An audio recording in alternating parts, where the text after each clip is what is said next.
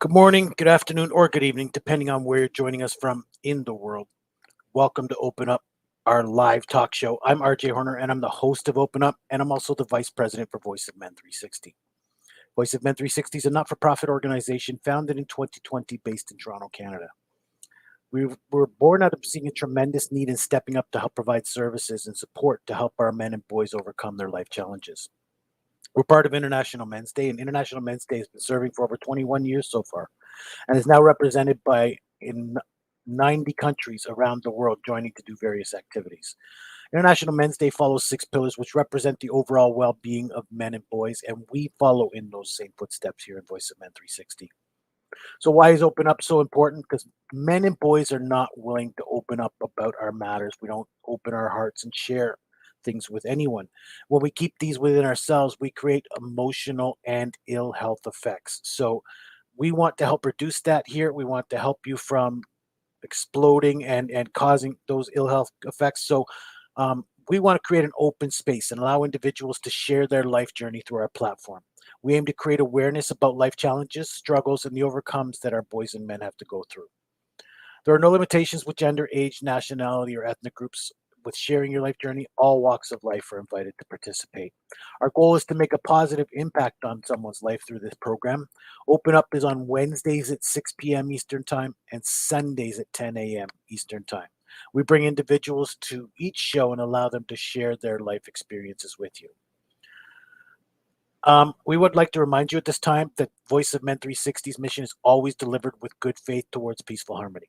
The views and opinions expressed in today's episode are those of our speakers and do not represent Voice of Men 360. Our organization engages in discussion forums to offer inspiration and create awareness to the issues of men who wish to overcome their life challenges. We're not providing medical or therapeutic advice. Should you require that type of assistance, we recommend you contact a medical professional immediately. If you have questions or concerns about today's episode or any Voice of Men 360 contact, please email us info at voiceofmen360.com. Our special guest today is Malissa Veroni from Alberta. She is Ms. Italy World Universal 2020-21. Despite adversities, including physical and mental trauma, she's turned her story into a pillar for social justice, advocacy, inclusion, diversity, and equal opportunity for others, both locally and abroad. She's worked mostly in the field of social work, teaching and serving students and clients alike. She's a specialist in the field of narcissistic abuse, intimate partner violence, the LGBTQ community, and in sex therapy.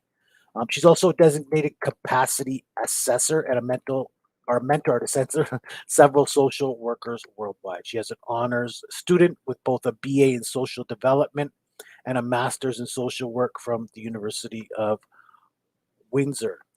She has extensive volunteer work, and we applaud her for that. Please welcome Melissa Veroni. Thank you for joining us today and being willing to share your life journey with us.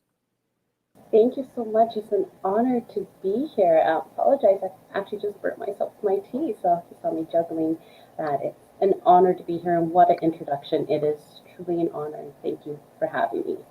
Oh, thank you. Thank you for joining us. We enjoy getting people out who are open to telling their story. So we want to applaud you for that right off and get into it. Take us back as early as you can and tell us, where did this passion for social services and social work come from? As a young girl or youth, where did this passion come from? Often, it's quite easy for me, to be honest. A lot of times, children, have a variety of things they want to be when they grow up, and I always knew I wanted to be a social worker.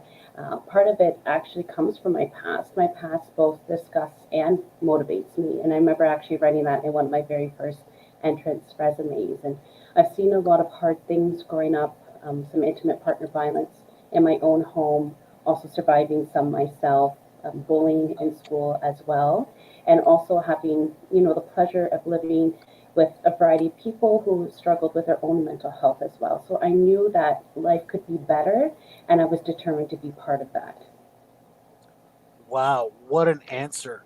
I love that you say your path those both disgusts and Mhm. motivates you because honestly, I think in order to find that motivation that we need to be successful or have that drive, we have to go through some trauma and experience it and live through it.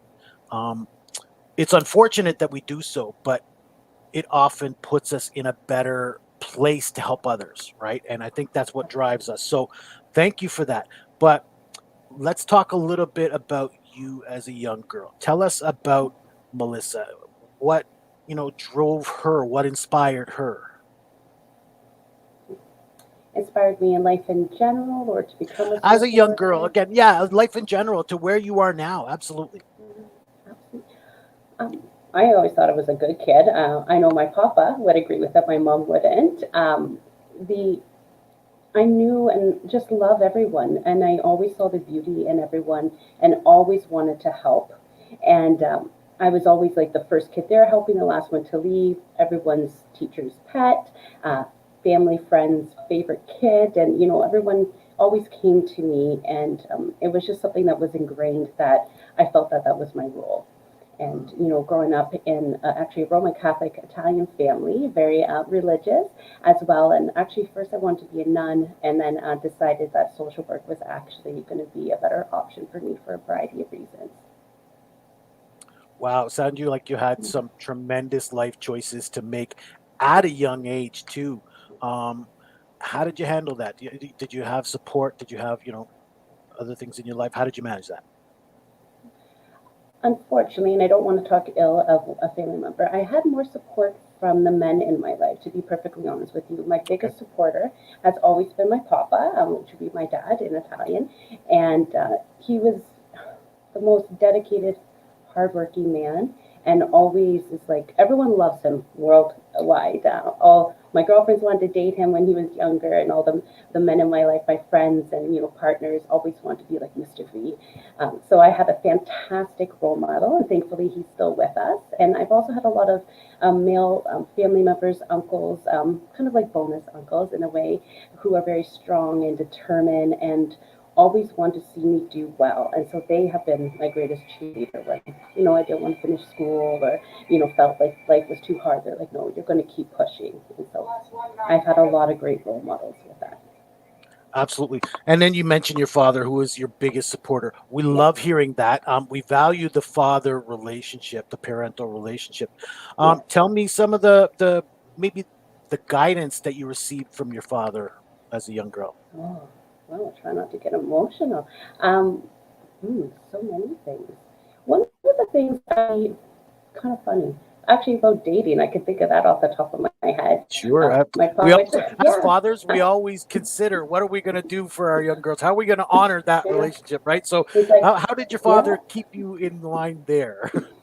Well, I'm actually was a very good kid, so I think he had it easy compared to my siblings. Sorry, Angela and Dominic. With that, he said, never fight over a boy. The ones that are worth it will fight for you. You don't chase them. And I remember, being upset because, we all have our crushes growing up, and that was something he always said. And I always stay strong. So if you don't want me, I don't want you in my life. And it was very clear, and that actually helped me as I got older and kind of appreciated that advice that people who truly want to be with you and stay with you, especially if they're healthy, for you as well, they will be there. You don't need to chase them. You don't need to make them stay with you.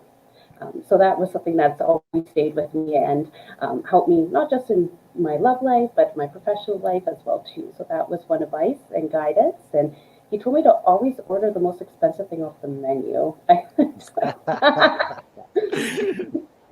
He was Yeah, training you right. Um, yes, yeah. you also, I love you said that boys who are worth it will fight for you. Now, do Mhm. you believe he meant physically, or was there some other reference there? That's a great question. I think some people actually get maybe misinformed by that, Hmm. where people might be like, oh, this person fought for me. They must really like me. To me, that actually is a red flag, especially in my field. Right. While I think people should protect people who they love, I don't think they should fight for you. You're not an object. Lots of wars, as we know, have actually started because of lust, right? And so that's not okay. Violence is never okay. I think what I mean, like my fiance, who's actually just sitting over there in the hotel bed, he fights to make sure that I'm the most important person in his life and vice versa, and he's there and we fight together, but it's a good thing. It's not something that is violence. Does that make sense? Yes, that's Yeah, exactly. I wanted your opinion of that because yeah. again, this was guidance your father gave you, right? And I Mhm. wanted to know how that guidance affected you. What thought process did it put in your mind? These are Absolutely, very important. So, thank you. absolutely. You say you're an Italian, and Yeah. that Italian Canadian. Yeah. Usually, that means big family, lots of social events. So you had lots of interactions growing up. Did that kind of lead you into this social atmosphere? Hmm. That's a great question. Well, my father's Italian, my mom's Swedish, so we have the benefits of both beautiful cultures, and there's so many, of course, in the world. Okay. I think it was more, to be honest, seeing my dad work.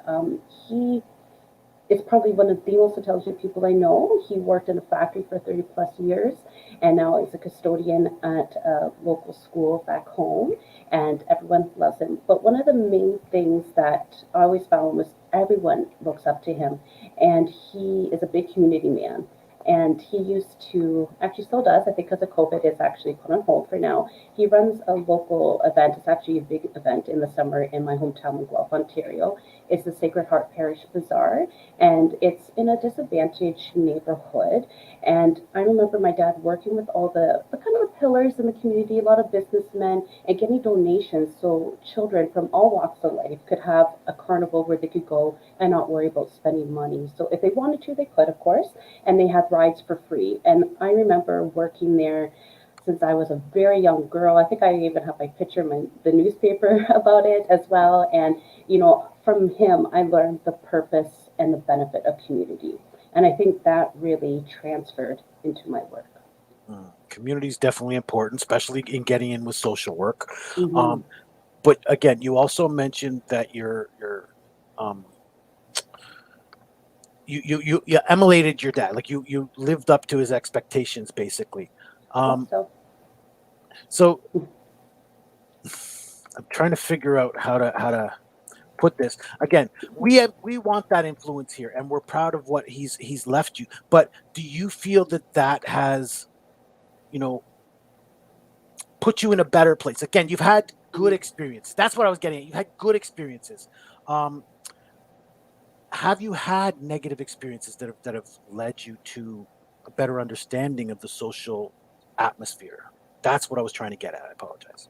absolutely, no, not a problem. While our good experiences can definitely help shape us, so do our negative ones, or Sure. less than positive. And what I did highlight just briefly, I don't want to go into so much detail about Right. it. I did survive intimate partner violence, both as a child and then in some of my earlier relationships that actually resulted in some surgeries, among other things, and ongoing life challenging disabilities would be the word I say.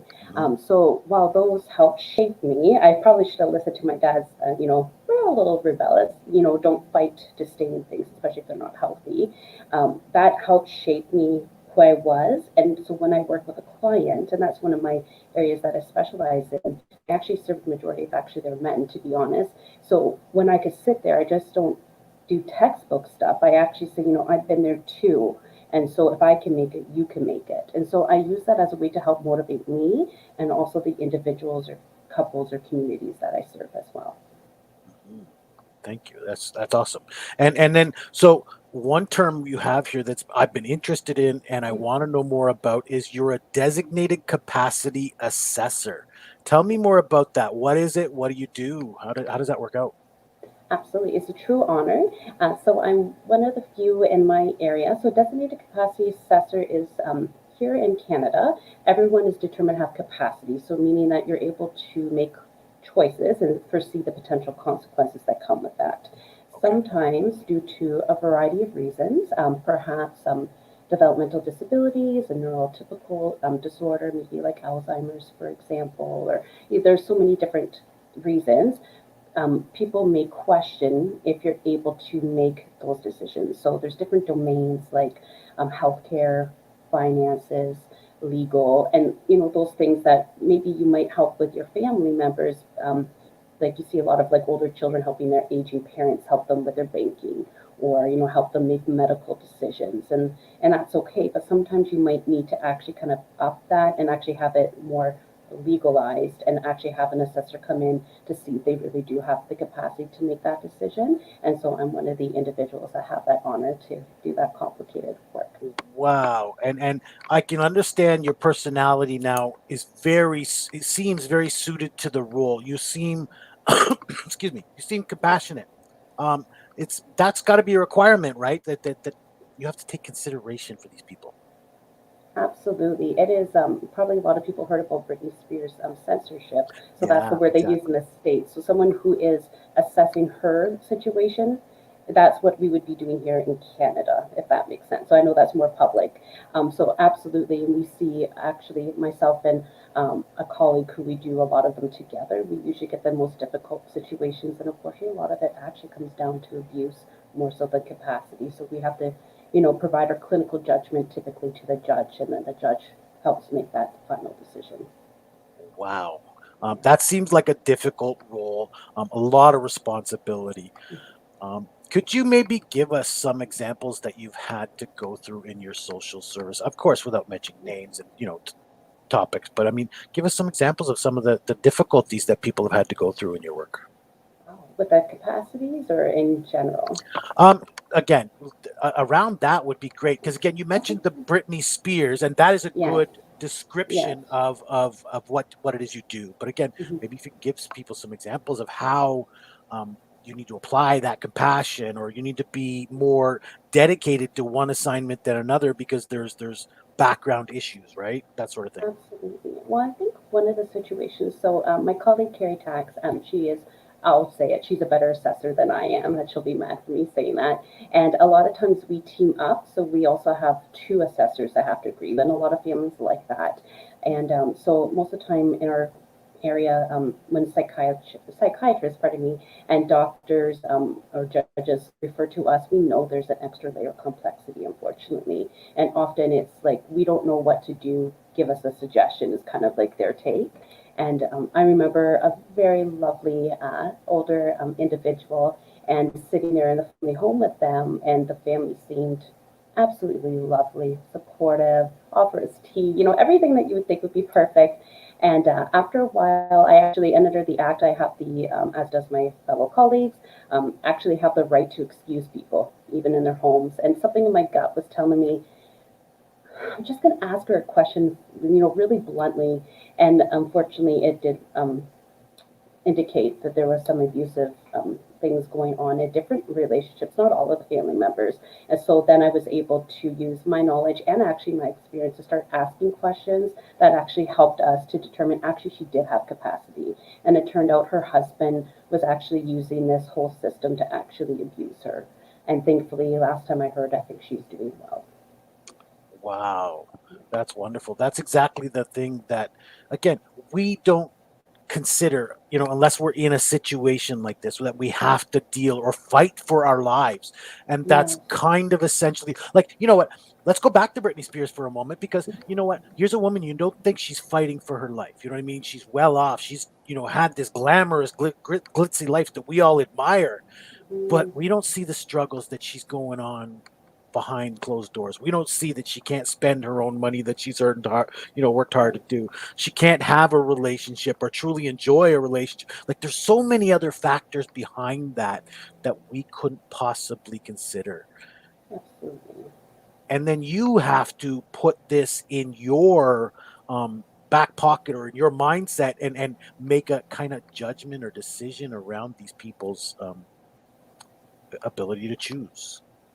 Absolutely. And while that is, extremely upsetting what happened to her, and I truly wish Britney Spears, all the best in her journey as well as anyone else. One of the things I'm hoping that that situation has done, because our system's broken, so is the American system with that too. I'm hoping it brings awareness. And sometimes, Yes. unfortunately, it takes, a stunningly beautiful, talented person who's well off to actually see that there's other people in the world who have similar situations but don't have those resources.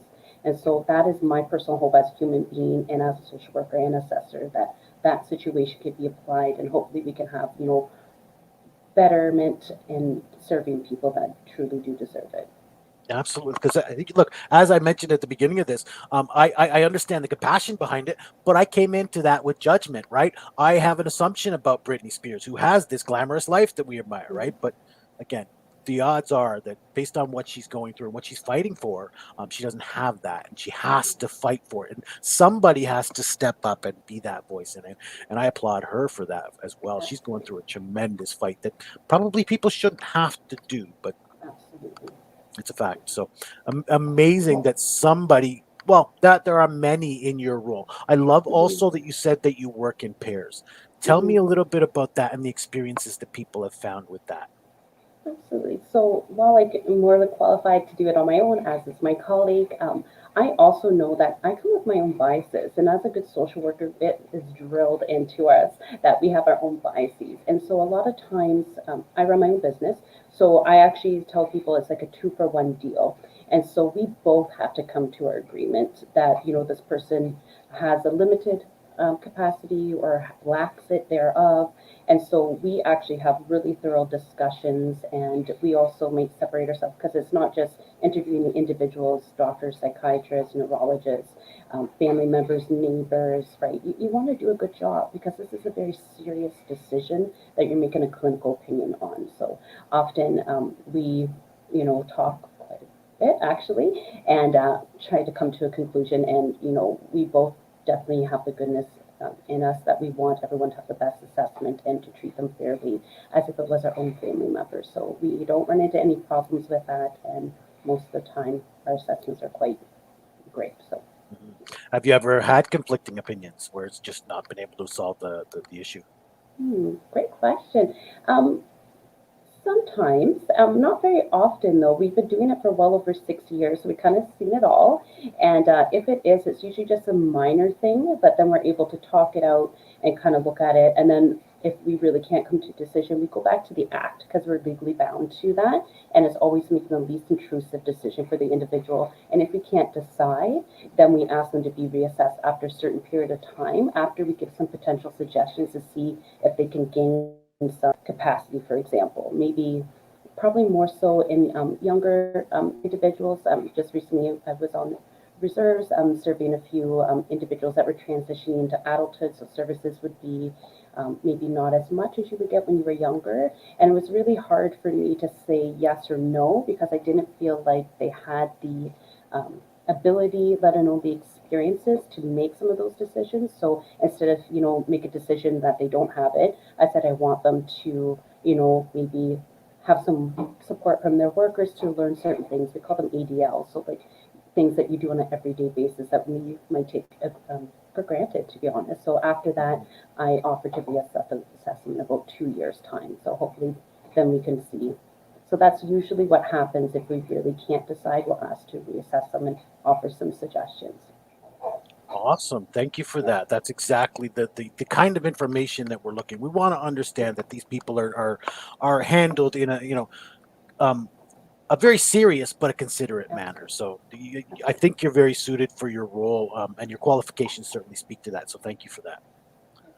Um, so now we start to get into how we can help, how we can be of service. So, what can we as a society do for our men and boys to help empower them? Oh, that's such a great question, and there's a lot of things. I think one of the biggest problems men face, and in a lot of cultures, not just ours, is actually the masculinity problem. I think it's Mm, toxic, and a lot of times, I mean, I grew up Italian in families. Men cry over pasta sauce, and they fight over whose cold cuts are better, and that's normal. But when I went to university and started, seeing other people, they're like, men cry, and I thought that was so odd to me because I'm like, why wouldn't they cry? They're human. They have feelings, right? And, you know, seeing and working with so many different men and actually being the first born Veroni girl in 72 years, I think I have some kind of authority maybe to talk about men a little bit where I think we need to teach them it's okay to be themselves. It's okay to have feelings. You don't need to repress them, and it's more than okay to get help. mhm, A lot of times probably about 80% of my caseload that I currently serve are men, and I talk to men, secretly on their phones at the oil rigs jobs on their breaks, and we're doing a session there because they don't want their partners to know, their bosses can't know about it. And if someone walks by, some of them might get a little shy, and they'll be like, "Okay, hon, bye." And then I'm like, "Okay, that's code that someone came by, right?" And it's just because they feel like they're not allowed to have that, and I think it's such a sin, to be perfectly honest with you. Yes. Yes. Not only can we not be open among men in the Yes. open, but we're shunned for just trying to be men, right? So Yeah. it's a stigmatism that it's a catch-22 there. So Mhm. thank you for that. And I would like to say I cry. You know what? I cry at Awesome. a sappy movie. I Yeah. cry, when there's emotions involved, and I cry when I see somebody coming to realization. I love that, and it just brings to me to emotional tears. So I cry. You know what? And I'm not afraid to admit that. So That's great. It's a cathartic way to release your stress hormones. And, absolutely, I work with a lot in the military, and I have to explain the science behind it. And then they're like, "Oh, okay, so I need to release this," right? And yeah, it's important to have that ability. Absolutely. yeah. The stress comes off the shoulders actually Yeah. when you start to release that energy. So thank you for that. And then, what can our men and boys, or young boys mostly, do to empower themselves? Mm, that's great. I really think we should all embrace who we are and to learn things. And I don't think we should shy away from learning about one another. Um, I think if we, are truly comfortable with ourselves, if we allow ourselves to cry, allow your boys to play with Barbies, allow your girls to play with, whatever is stereotyping men is, it's okay to be you. And I think that is the most important message we can give anyone. Absolutely. Thank you very much for that. And then, so is there anything else you'd like to leave us with before we start to end our show? Oh, big question. Um, I actually think men have a lot on their shoulders, to be perfectly honest with you. And I think it's unfair and unjust. And my hope is that if someone is struggling, whether you identify one of the 100 different genders out there, I hope that you know that you are worth it, to feel better, and there is people that you can reach out. And I really appreciate the Voice of Men 360 for being a wonderful, outlet for so many people and to bring so many people all over the world together to help with that. So I just want to say thank you for Oh, having me on this wonderful show. oh, thank you. Thank you for that praise, by the way. That's Melissa Veroni. Thank you for joining us and sharing your life experience with us today. I appreciate your courage and willingness to help other men to share their life struggles. It's my absolute pleasure. Thank you. Thanks. So, a few announcements to end the show. As many Canadians know, our Indigenous communities are in a big crisis now. They need our help and support. Voice of Men 360 is stepping up and has started a donation drive for Indigenous families. If you any items you want to donate, use clothing, dry items, dry food goods. Please let us know. We're working to coordinate and collect those. You can reach us through our phone numbers. We have two phone numbers you can contact us at: 416-356-7414 or 437-889-8329. Email us info at voiceofmen360.org or contact us through Facebook Messenger and we'll coordinate to collect these items. We have several live shows here in Voice of Men 360. The first you've just participated in is Open Up, where we share people's life journey and we talk about how that can help to empower others. So that was Wednesdays at 6 p.m. and Sundays at 10 a.m. Eastern Time. Then we have a Tamil language live talk show called Billy, which means I.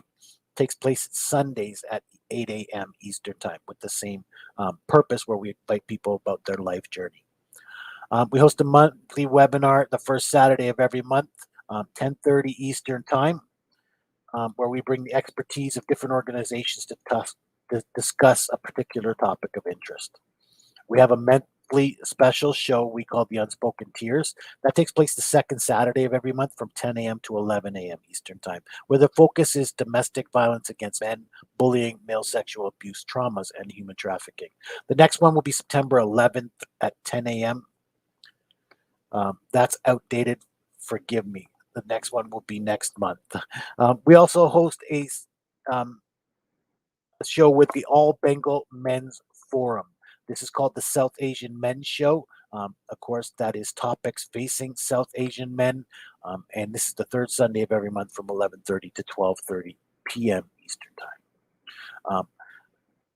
And then we turn all of our content into podcast episodes. So please look for your favorite content, iTunes, Google Play, Spotify, and more. And then we host some support groups for you here. The first one is a men's only support group, Men for Men. We host this every 2 weeks from 6 p.m. to 7 p.m. through Zoom. Please register for that. And then we also have a peer-to-peer Indigenous support group.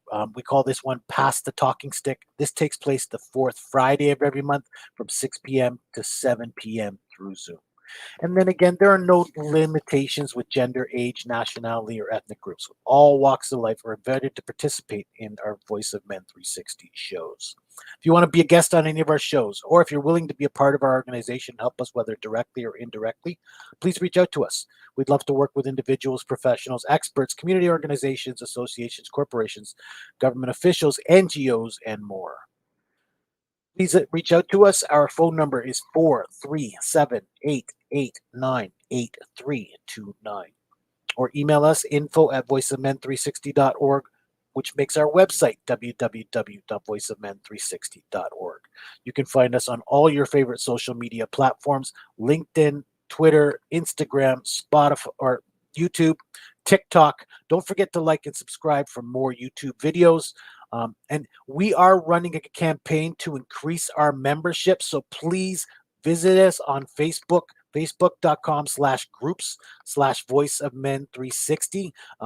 We're looking to spread the word, spread the message. We have a valuable work to do here. We're looking to increase our membership by November 19th, which is International Men's Day 2021. So please help us and support us in that. We want to reach out and help more people and continue the great work we're doing. Thank you for joining us today. Until next time, I'm the Vice President of Voice of Men 360, RJ Horner, asking you to open up.